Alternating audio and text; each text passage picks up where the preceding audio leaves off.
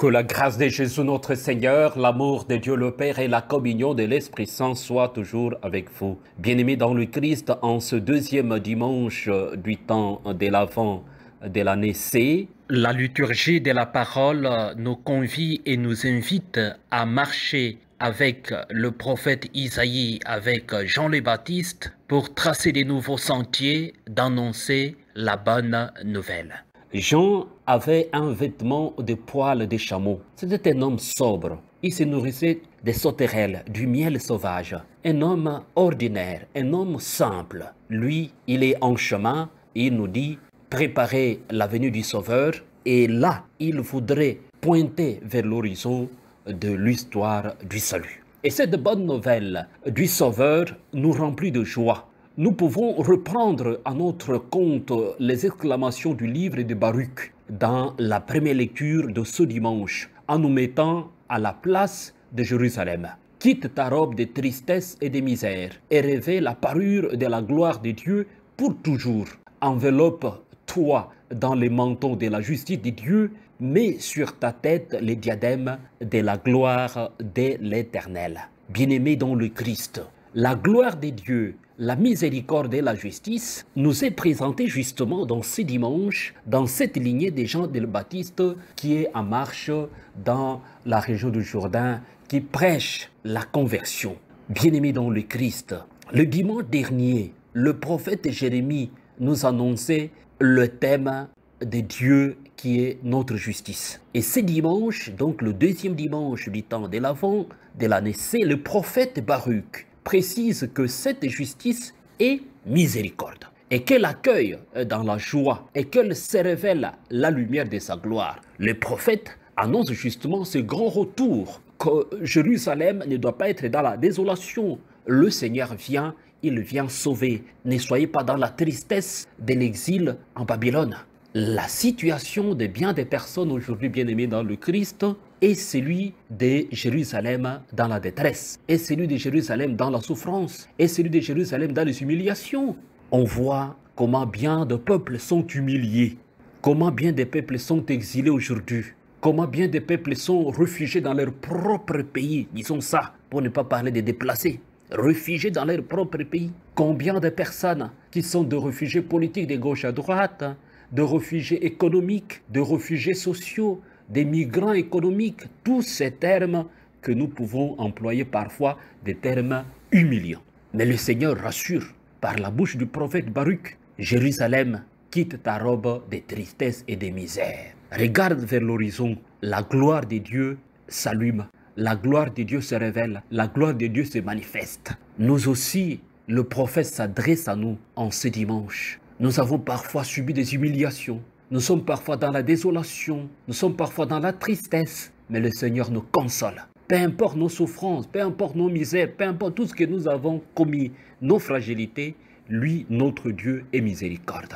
Il est miséricorde. À travers cette justice qu'il apporte, cette justice s'appelle miséricorde. Bien-aimé dans le Christ. Le Sauveur promis est venu. Il est mort. Il est ressuscité. Il continue à venir. Et dans l'aujourd'hui du monde, nous sommes les nouveaux auditeurs et les nouvelles auditrices de Jean le Baptiste. Référons-nous dans la part de l'évangile d'aujourd'hui. Préparons le chemin du Sauveur. C'est à nous que Jean le Baptiste parle. C'est nous qui avons à accueillir la bonne nouvelle qu'il proclame et à nous convertir en revivant le baptême que nous avons reçu.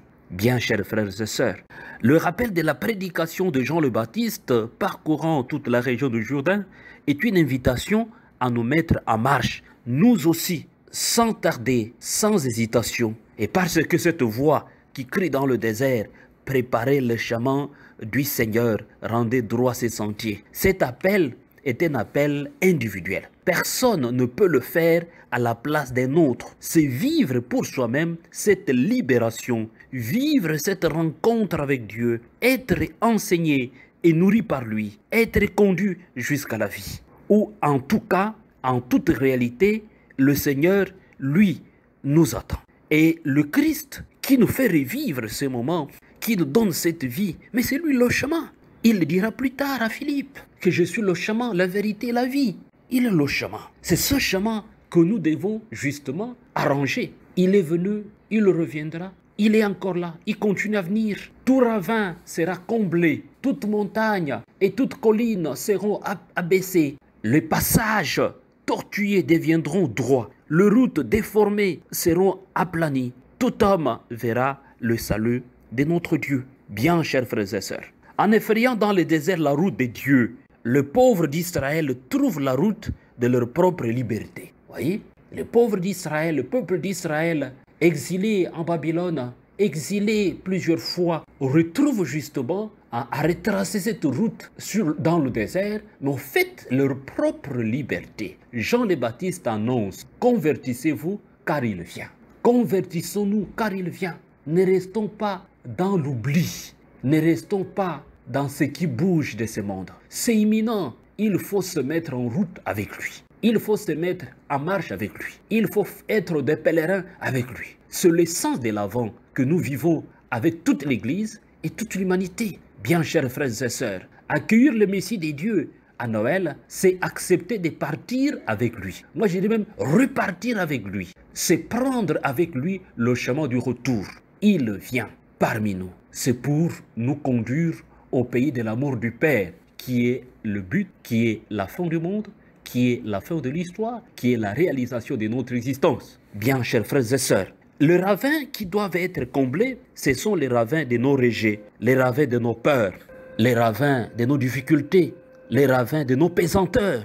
Les montagnes qui doivent être abaissées, ce sont celles de nos égoïsmes, de nos orgueils, de nos cache-cache, de nos tourments inutiles. Le chemin tortueux qui doivent devenir droit, ce sont ceux de nos mensonges, de nos lâchetés, de nos critiques incessantes. Le chemin rocailleux qui doivent être aplanis, ce sont ceux de nos violences, de nos haines. On peut regarder le monde, comment le monde est en proie à la haine, à la violence. Nous devons rembler tout cela. Nous devons aplanir tout cela. C'est marcher avec le Christ. Parce que lui, il est notre vie. Marcher avec lui. Sortir de nos bassesses, sortir de nos limites, de nos égoïsmes.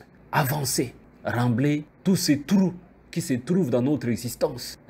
Bien des personnes ont autant de ravins dans leur existence. Travaillez à aplanir tous ces ravins.